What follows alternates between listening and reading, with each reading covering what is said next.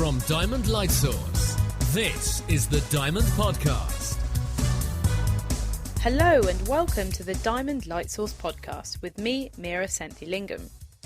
This month, it's time to get materialistic, as we highlight some of the latest research in the field of materials science, included in Diamond's annual report, out this month. We'll be hearing how X-rays are being used to increase the applications of light-emitting diodes, how probing piezoelectric materials could provide a less toxic future, and how solar cells are being made more efficient using DNA. We synthesize nucleosides, which are the essential building blocks of the DNA, modify them with chromophores. So with that we can build up a new molecule which has new functionalities where we can much more efficiently harvest the sunlight and use it to inject electrons to improve the efficiency of solar cells. The University of Southampton's Ergen Stools will be revealing how DNA can be used as a building tool for new materials later in the programme, when we'll also be bringing you the latest news and events from the synchrotron, including new insight into the movements of comets in our solar system. So all that coming up in this June edition of the Diamond Light Source Podcast. The Diamond Podcast. For more information, look us up online at diamond.ac.uk/podcast. As we heard in the last edition of this podcast, the birth of Diamond began 10 years ago. 5 years later, the first beamlines came into operation. And now, 20 beamlines are functioning and being used to produce so many scientific papers and findings that an annual report can be published. Diamond's chair, Lord Alec Browers, is still astonished by the variety of science enabled at the synchrotron. Well, synchrotrons can probably serve a broader spectrum of science than almost any large scientific instrument. And Diamond is the largest scientific project in the UK.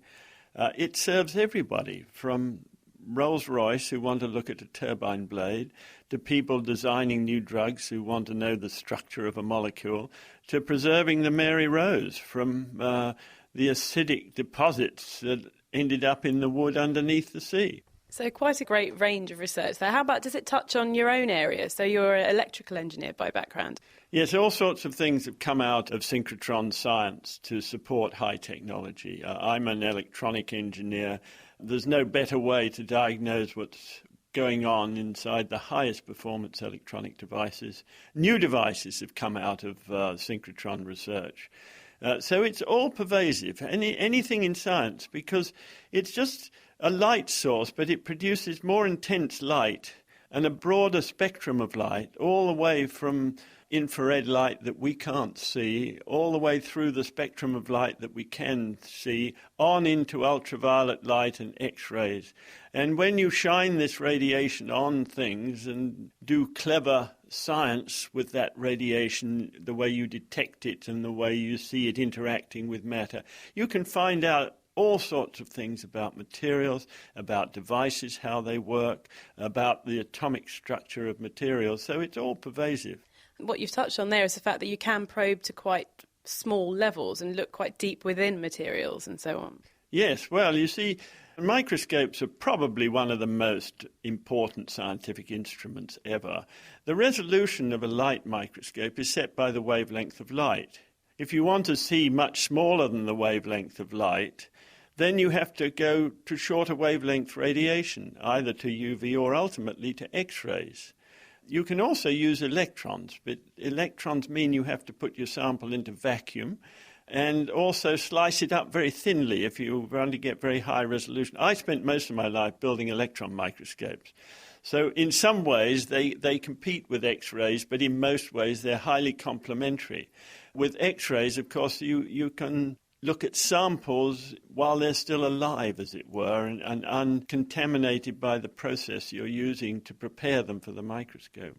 And how much has this changed, say, over the 5 years that research has been taking place and studies have been occurring? What was it like at the start, and how much has been made to be more possible, I guess, as the years went on? When it came into action, the beamlines came on, as it were, one at a time. Ultimately, there were going to be 32 beamlines. In other words, how holes in the stainless steel tube in which the electrons are circulating, out of which the light comes. So we started with 1 or 2 or 3 or 5. Now there are 20. By 2018, there are going to be 32. There's probably hundreds of experiments going on using all those beamlines. Well, you've mentioned that because so many different types of experiments can go on, there are so many areas of research such as culture, like heritage and so on. Is there any piece of research that stands out in your mind that's taken place here over the past 5 years? Diamond has been able to analyse the structure of viruses that can cause all sorts of things, from foot and mouth disease to other sorts of disease.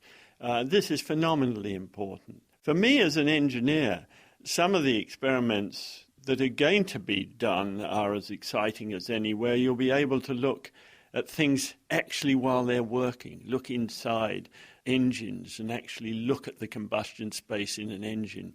But the experiments are across the board. What else do you hope for Diamond's future? Well, one of my hopes is that we will use it increasingly to support our industries. Diamond can provide invaluable data for industry to improve and develop their products, to go alongside innovation when you go into new areas completely. There's a lot of industrial use of Diamond already. If you look at all of the projects, including those projects where universities are carrying out work at Diamond, which is also looked at industry, we're getting up to about 20% of our capacity for industry. But if you look at the economy today and the desperate need in the UK to restore our manufacturing base to the high levels that it can attain, then that's one of my big hopes. Fingers crossed. That was Diamond's chair, Alec Broers. Due to the range of research made possible at Diamond, there have been over 1,700 scientific papers published as a result of work at the synchrotron. These range from the life sciences across to drug development and aeronautical engineering. But there are some areas of research where fields are overlapping or coming together to create an even wider range of possibilities, including the use of DNA to build electronic materials. Ergen Stools from the University of Southampton explains how. Our primary area of research is based around DNA chemistry and DNA nanotechnology, combined with organic synthesis of chromophores and metal complexes. So we are trying to combine those two research areas to create new functional materials with a broad range of applications, ranging from materials chemistry over biological chemistry into medical applications. So you mentioned using DNA and kind of templates of DNA and working with chromophores. I mean, when you say chromophores, what are chromophores? Chromophores are molecules which are colored to the naked eye. So we are looking at molecules which have a very bright color like red, green, or blue. So they absorb very efficiently light. And those molecules, depending on the structure and properties of those molecules, are used in light harvesting, for example, light to energy conversion, like artificial photosynthesis, or they can be used as electronic wires, where they are capable of transmitting electrons along the molecules, along a polymer, for example. And so focusing in on perhaps a particular example, how are you combining, say, knowledge of DNA and knowledge of chromophores and these types of molecules together to make an end product? We know how to synthesize DNA, we know how DNA looks like, and we know how it behaves. We know its sequence component and its particular behavior. So what we are doing is we synthesize nucleosides, which are the essential building blocks of the DNA, and modify them with chromophores or with metal complexes. And then we take these nucleosides to the DNA synthesizer and we program the sequence of the DNA and let the instrument synthesize the DNA. So with that we can build up a new molecule which has new functionalities at precisely the position we want to have and with precisely the composition that we want to have. And there is no other system available which has such an advantage of a building block system as DNA. And I guess what kind of roles or what kind of functionality are you trying to introduce here and control? We are introducing functionalities that are going into the range of electrochemistry, for example. So we can do redox chemistry, we can oxidize and reduce the molecules, they can absorb light and they can transfer light into energy.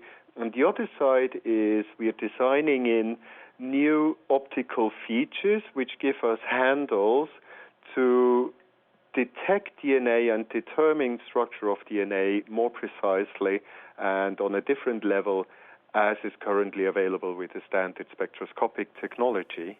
So your aim really is to kind of build these molecules in an attempt to control or regulate electron movement and kind of electricity, and therefore potentially would these have applications, say, in new sources of, say, renewable energies or kind of energy production? This is certainly one of the areas that we are looking into. We are trying to build up systems where we can much more efficiently harvest the sunlight and use it to inject electrons into titanium dioxide, for example, or silicon to improve the efficiency of solar cells. Or we are trying to create electronic wires which mimic the silicon microchip technology but give us another level of addressability by using light to selectively switch on and switch off particular components. What, say, problems or challenges will these hopefully overcome? So what, say, are perhaps some of the limitations of solar cells at the moment, or even silicon chips that these could help with, basically, or make more efficient?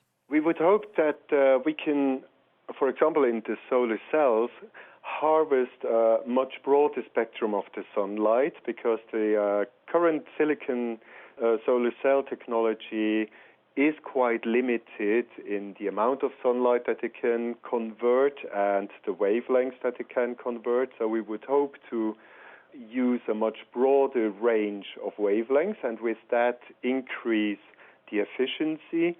In the silicon microchip technology, we are reaching a limit of size, so we cannot really go much smaller than we already are with the current technology. So we are going towards the bottom-up approach and hope to build up systems from individual molecules which will give us several orders of magnitude smaller microchip devices than we currently have.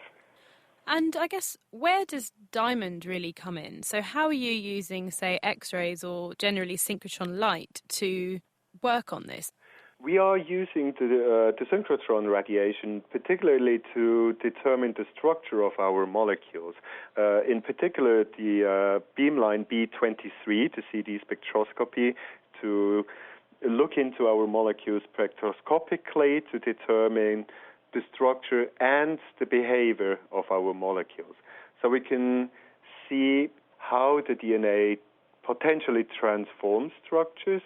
On the other hand, we can also look at our chromophores and see how they interact, whether there are strong interactions, weak interactions, whether it is potentially promising towards a materials applications or rather promising towards a biological application. And what stage are you at the moment? So what types of molecules, or to what extent have you been able to create these molecules, and what do you now need to do perhaps to get to this endpoint?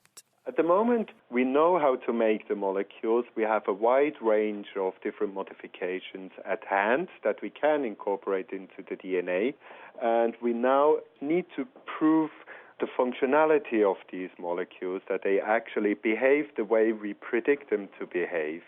And beyond that, we will hopefully very soon be in the position to start looking into the first type of applications, as mentioned in solar cell technology or microchip technology. Ergen Stills from the University of Southampton. Now, whilst Ergen's work is building new molecules and new materials for use in technology, Pam Thomas from the University of Warwick is studying a well-established material used across the board in most technologies we see today. The material is PZT, or lead zirconate titanate, which fits into a wider group known as smart or functional materials. So these would typically be materials that if you apply some stimulus to them, for example, if you were to apply an electric field, they would respond in some measurable way and potentially some useful way. So, for example, in piezoelectric materials, you can apply an electric field to the material and it will respond by changing its shape, deforming in some way. Or conversely, you could apply a stress to the material and it would respond by giving you an electric response, an electric current that you could measure. So both of those things allow you to use the material. For example, you can imagine that you put an electric field on something, the material changes shape, so it's able to move something. It could vibrate a mirror, for example, if you put an electric field on that was an alternating electric field, then the material will respond in sympathy and vibrate in and out. What actually usually constitutes these piezoelectric materials? So what gives them such properties? To have a piezoelectric effect of the sort I've described, then the material must have a particular type of symmetry. So that's the way the atoms are arranged. That's the first thing. So the arrangement of the atoms must be such that they're so-called non-centrosymmetric. That means that if you've got an atom at one point, let's call it XYZ, you don't have the identical atom at minus X, minus Y, minus Z. So they have to have this particular symmetry where that doesn't happen.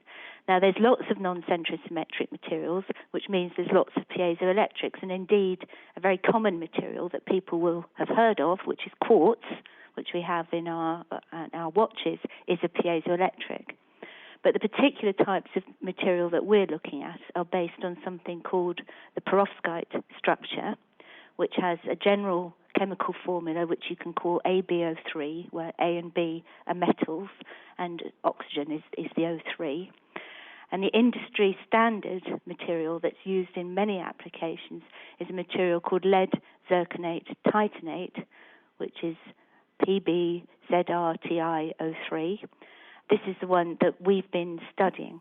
And what really are you focusing in on then with your studies? So what's currently not understood and how are you setting about actually trying to get that insight? Well, this particular PZT material is what is called a solid solution between lead titanate and lead zirconate. That means essentially you mix those two end members together and you get all the compositions in between. And as you go across that range of compositions from one end to the other, from lead titanate to lead zirconate, you find that the structure changes its symmetry and its properties with composition, and that there's a very special line in this composition diagram, which is called a phase diagram, where the properties change dramatically and near where you get the best piezoelectric properties. And one of the biggest problems in understanding what happens there is that until very recently, this material, PZT, had only been available as a powder. And experiments on a powder are always an average because the powder is an average. It's mixed up little crystallites of lots of different orientations. And the advantage we had was to be able to work almost for the first time on single crystals that were grown by our collaborators in Canada, and which allowed us to look much more carefully at this particular compositional region and really try and understand it in a different way. So the perfect combination of these two, of the lead titanate and lead zirconate, that's the right combination is known, but what you're trying to see is why that particular combination works as well as it does. Yes, we're trying to understand the mechanism, and this is particularly important at the present time because there is legislation across the world that's looking at eliminating lead from all technological materials in the near future. And clearly, PZT is a material that technology relies on. They're used in keyboards for the blind. The touch pressure of the pads under the keyboard can be used to give information as an electrical signal so that you don't have to be able to see. They're also used as fuel injectors in a huge range of high-performance cars. So in the UK, for example, Jaguar Land Rover use a fuel injector based on PZT.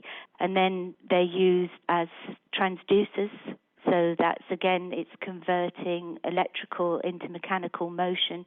There's huge numbers of applications in sort of very high-tech capacity, and we're going to have to replace it at some point with a non-lead material. So we need to understand how this one works in order to try and design and find a lead-free material that could potentially do the same. And so is this where your work at Diamond comes in? So you've managed to form these crystals, and are you using synchrotron light to probe and see what's going on?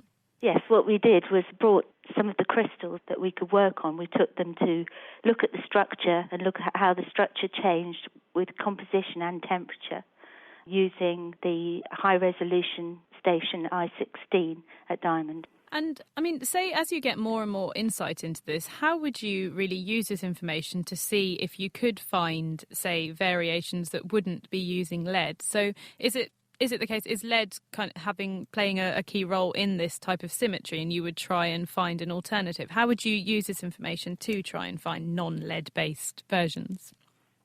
Well, lead is a key element in producing this kind of symmetry because the lead atom itself, when it's surrounded by oxygens, likes to go what we call off-center. It doesn't like to be in the middle of its oxygens, all symmetrical. It likes to displace away. So there are various aspects to the search. One place to start would be to look at bismuth-based materials, and that's something we've been looking at for a number of years because bismuth has many of the characteristics of lead but not the same toxicity in the human body. I mean, the beauty of PZT is across its whole composition range, you can pick out different compositions that give you the properties you want. So, for example, you'd have one composition to stick onto a submarine under the sea to do sonar-type applications, and another composition that you'd put into, for example, a fuel injector in a high-performance car. So across the whole range, you can find PZTs that do everything. And although we found other materials that can do some things, we haven't yet found another material that can do everything that PZT can do. Pam Thomas from the University of Warwick.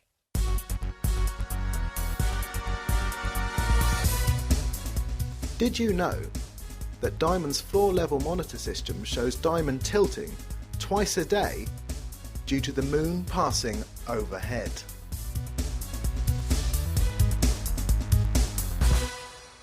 You're listening to the Diamond Light Source podcast, and this month we're delving into the world of materials science to see how materials, both old and new, are being built and improved upon for use in new technologies. Still to come, we discover a new use for light-emitting diodes in sterilisation. But first, it's time for our news update with Sarah Boundy, starting with some new insight into the workings of proteins. Yes, some recent research published in Chemical Science was by some researchers at the University of Bristol, and they used the circular dichroism beamline, which is B23, to challenge the common belief that proteins are dependent on water to survive and function. So proteins allow us to convert food into energy, they supply oxygen to our blood and muscles, they drive our immune systems, and they've evolved over time in a water-rich environment. So it's been understood that you can't have a functioning protein without water. But the researchers at Bristol have shown that the oxygen-carrying protein myoglobin can actually refold in an environment that is almost completely devoid of water molecules. So the point here is that it's functioning and it's changing despite there being no water. That's right. The researchers used B23 to track changes in the protein, and they were really surprised to see that it could basically resist such high temperatures. They cooled the protein down from a temperature of 155 degrees Celsius, and then the protein refolded back to its original structure. And normally if you heat up a protein to temperatures like that, it would denature and it would lose its function. And so could this prove to have some applications, therefore, now that they've found this out? Well, these findings could actually pave the way for the development of new industrial enzymes, where hypothermal resistance would play a crucial role. For example, in applications such as biosensor development or electrochemical reduction of CO2 to liquid fuels. And well, from proteins kind of deep within our bodies, moving much further out and out into space now. Yes, we had some researchers from the University of Leicester actually bring some cometary grains and looked at them with our microfocus spectroscopy beamline I-18. So these were tiny particles of the comet Wild-2. The grains were collected on the NASA Stardust mission. And what, I guess, do we know about Wild-2 so far? What were they even looking at about it? Well, one of the things they know is that it's got this rusty reddish colour on the surface. And by studying it at Diamond, they're able to fully analyse the mineralogy of the sample. And so they could actually detect that there was deposits of iron on the surface of the comet. So that helps to explain that reddish colour. And it confirms it was space weathering that's actually deposited those grains on the comet. And when you say weathering, I guess what kind of space weathering has it been subjected to over this time? So the comet is actually 4.5 billion years old. So over that time, it's been subjected to being bombarded by particles that are in the solar wind. And so this research generally just gives us a really good insight into the life history of comets and our solar system. Now, as well as the research, though, Sarah, you're always doing quite a lot of kind of creative, you're kind of combining science and arts a lot here at Diamond, and you've been doing that this month too. Yes, well, as you know, it's our 10-year anniversary this year, so we thought it was a really good opportunity to pause and celebrate the way we've told our science in a creative manner. So we've done this through a number of art projects. We've done it with our recent light reading project. So this month we've just brought together members of the local community in Oxfordshire who are involved in arts and culture and science, and just celebrating the fact that we've got such a good story to tell here at Diamond and that there's more than one way you can tell it. And how would, I guess, the local community members and artists benefit by visiting Diamond in this way? Well, what happens at Diamond is important to everybody. It can affect their everyday lives. So it's just a really good way of getting them engaged and involved and finding out what it is that we do here. And it's a great way to inspire the young as well, and hopefully inspire them to take up careers in science and engineering and just generally reach out to people in an alternative way. And another way you're reaching out to the young is by extending your light reading competition, which was a short story competition you recently held as well. That's right. It was really successful. I mean, as you know, we first ran it with our staff here at Diamond as a pilot, and they submitted their short stories. We then opened it up nationally. And now that we've done that, we want to expand it even further. So there's two ways we're looking at doing that. One of them is to go international with it, because we're a member of a global collaboration of other synchrotrons around the world. And then also we want to open it up to Oxfordshire secondary schools and get younger people involved. And we're going to open that up in September. We'll be putting announcements out on a website inviting short stories. So that's in September, so before then you've actually got one of your open days coming up as well. That's right. We're actually running a series of open days because it's our 10th anniversary. We really want to make a big deal of it and make a really good occasion for everyone. So it's 5 days in June, starting Saturday 16th of June. What's going to happen is we're actually going to have our users and our scientists, our engineers, with exhibition stands. So there'll be demos and hands-on interactives that people can take part in to learn about the research that's happening here. And then also, of course, they'll have the opportunity to go inside the machine and look around. And there's a link to the event from the homepage of our website. And that web address is diamond.ac.uk. That was Sarah Boundy from Diamond's communications team, who'll be back in the next edition with more news and events from the Light Source. Now, it's time to get materialistic once again, as we join Diamond scientist Slava Kachkanov on site at Diamond at Beamline B16, as he experiments with the future of LED lighting by probing the structure of molecules known as nitrides. Nitrides are an important class of material which at the moment are underpinning ongoing solid-state lighting revolution. Essentially all the light bulbs at some point in the future will be based on light-emitting diode technology, which is much more efficient in terms of energy consumption and brightness as well. And how do they play their part in these diodes then? So how do they work in order to provide lighting? People make light-emitting diodes out of the nitrides. And how it works, essentially they deposit alternating thin layers of these nitride materials which are embedded into the light-emitting diode structure. And when you apply voltage to it, this structure produces a light. By changing the property of the material, we can tune the color of the light-emitting diode. So which types of nitrides do you work with, and which ones, what alloys of these do you mix up in order to get the different colours? At the moment, there are two most important nitride alloys. The most important one is indium gallium nitride. This is the alloy which mainly emits visible light. At the moment, the technology can produce InGaN alloys emitting blue. At the moment, there is a drive to shift that wavelength to green and possibly to red. The second type of the nitride alloy is indium aluminium nitride. With this alloy, it is possible to produce efficiently a UV light. Well, so LEDs, they're quite widely used at the moment. So what really are you looking into in terms of making them better? What are the actual challenges facing them at the moment? At the moment, the challenge is for indium gallium nitride materials. The challenge is produce the InGaN material which emits green light. So what I'm doing here will help people to understand the microstructure. With this knowledge, people will be able to improve technology. So you want a better green light so that it combines with red and blue in order to give you a good white light? Yes. At the moment, indium gallium nitride material can emit easily blue light. However, the red light is not yet possible, but the green light people starting to get. So when we will have red, green and blue emitting indium gallium nitride, people will make white LEDs, which will replace the incandescent and fluorescent light bulbs. And these LEDs will also be more energy efficient.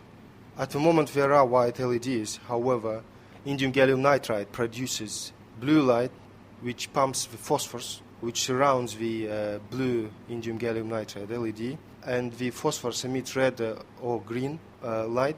This combination produces a white light. However, the fluorescent material is not very energy efficient.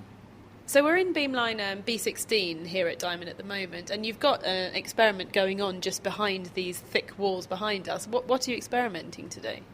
At the moment, I'm measuring the micro-diffraction from indium aluminium nitride epilayer, which is 98 nanometers thick. So, well, you actually have the sample here that you're looking into, and so it's just, I mean, what I can see is a very small sample on a small square slide that you're going to be putting into the machine. Yes. And so this is what, indium aluminium nitride? This material can be used in the UV emitting LEDs.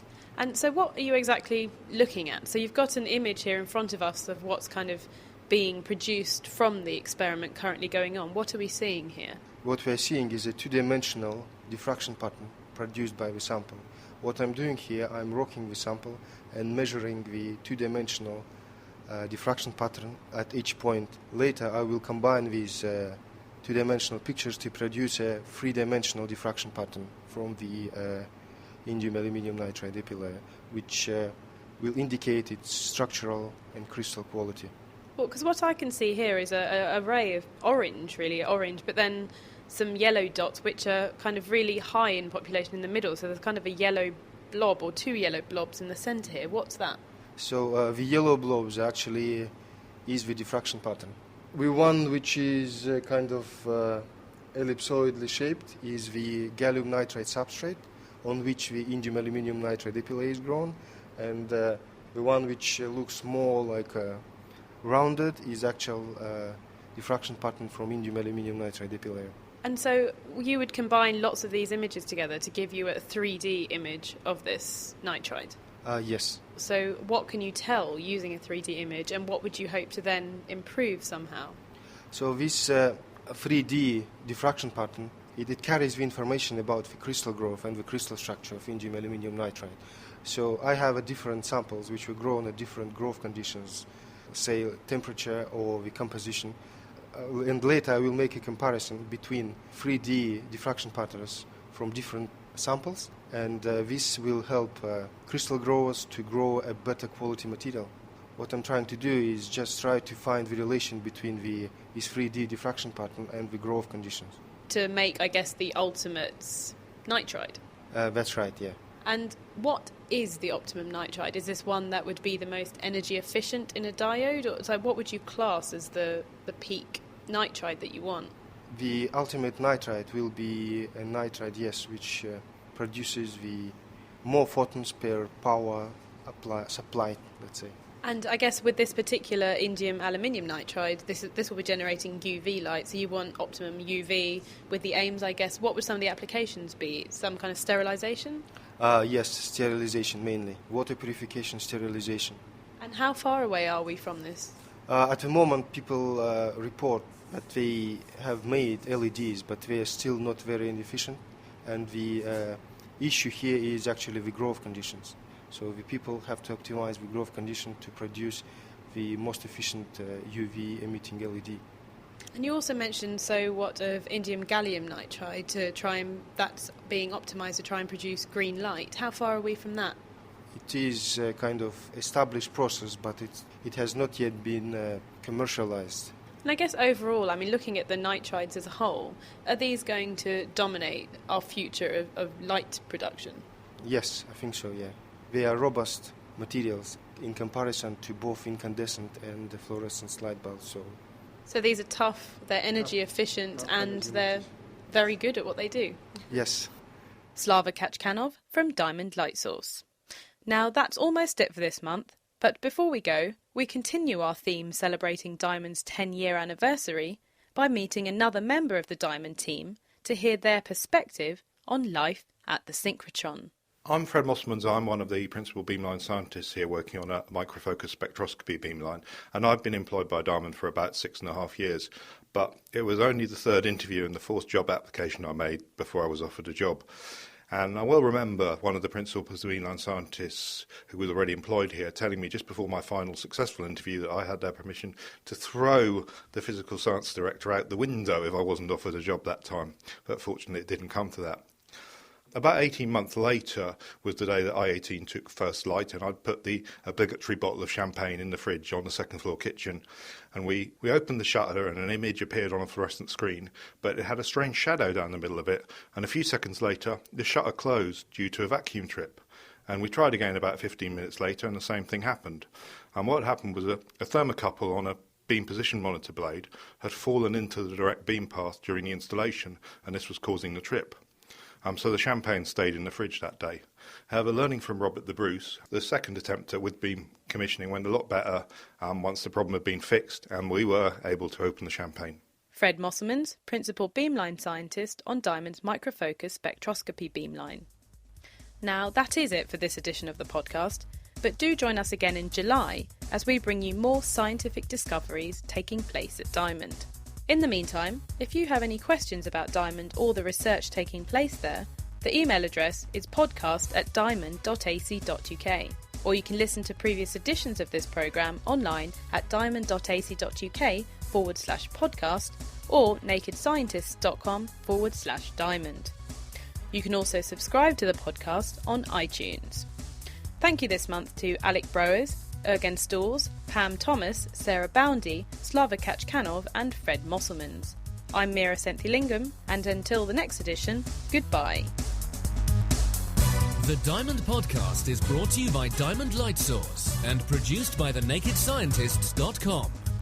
There's more information on our website at diamond.ac.uk/podcast.